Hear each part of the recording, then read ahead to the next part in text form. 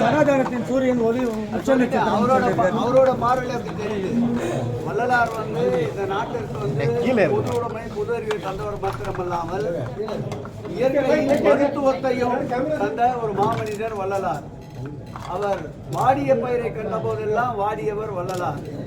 அருட்பெருஞ்சோதி அருட்பெருஞ்சோதி தனிப்பெருக்கருணை தனிப்பெருக்கருணை என்று கூறிய வள்ளலாரை சனாதானத்திற்கு இழுப்பது ஆளுநருடைய அறியாமையை காட்டுகிறது.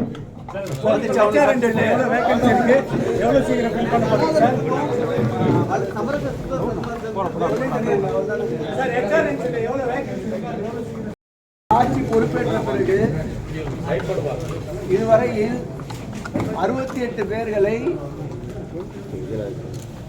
தமிழ்நாடு தேர்வாணையம் மூலமாக தற்போது பணியமர்த்தப்பட்டிருக்கின்றார்கள். தொடர்ந்து கூடிய விரைவில் 84 பேர் தமிழ்நாடு தேர்வாணையம் மூலமாக தேர்வு செய்யப்பட்டவர்களை இந்து சமய அறநிலைத்துறைக்கு பணிக்கு அனுப்புவதற்கு ஒப்புதல் அளித்திருக்கிறார்கள்.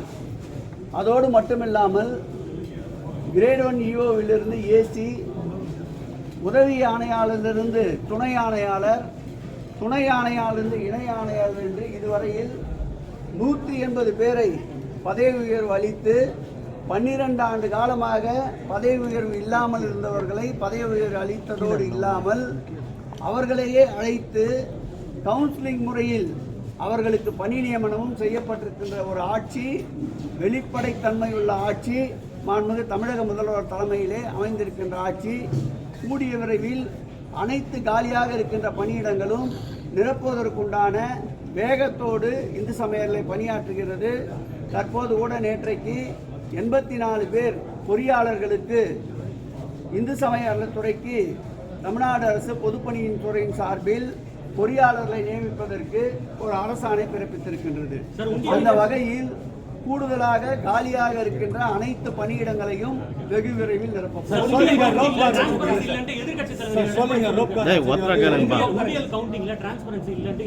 இந்த ஆட்சிதான் வெளிப்படைத்தன்மையோடு இருக்கின்ற ஆட்சி. இந்த ஆட்சியை பொறுத்தளவில் பார்த்தால் எந்த காலத்திலும் இல்லாத அளவிற்கு இந்த காலத்தில் அதிகப்படியான கூட்டம் வருகின்றது.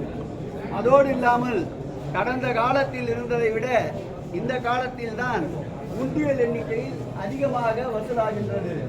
அதோடு மட்டுமில்லாமல் எந்த காலத்திலும் இல்லாத அளவிற்கு இந்த காலத்தில் வைப்பு நிதி உயர்ந்து கொண்டே இருக்கின்றது. உதாரணத்திற்கு சொல்ல வேண்டும்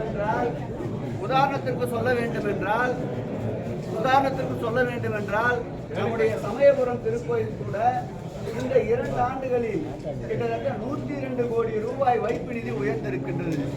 உண்டியல் எண்ணிக்கையை பொறுத்தளவில் யூடியூபிலேயே நாங்கள் நேரடியாக ஒளிபரப்புவதற்கு அனுமதி வழங்கி இருக்கின்றோம். முழுவதுமாக உண்டியல் காணிக்கை வீடியோ பதிவு செய்யப்படுகின்றது. பொதுமக்கள் முன்னிலையிலேயே உண்டியல் காணிக்கை எண்ணப்படுகிறது என்பதை தெரிவித்துக் கொள்கிறோம். எந்த குற்றச்சாட்டும் கண்டுபிடிக்க முடியாதவர் பூதக்கண்ணாடியை வைத்து தேடி தேடி இது போன்ற உண்மைக்கு புறம்பான குற்றச்சாட்டுகளை அள்ளி வீசுவது அவருடைய வழக்கம், அவருடைய தொடர்கதை.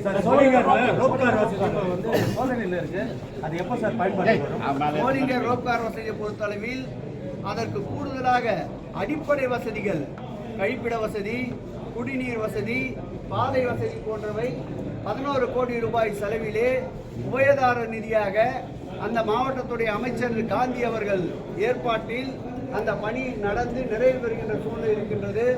9ஆம் மாதம் அதற்குண்டான தேதி குறிப்பிடப்பட்டு ரோப்கார் மக்கள் பயன்பாட்டிற்கு அர்ப்பணிக்கப்படும்.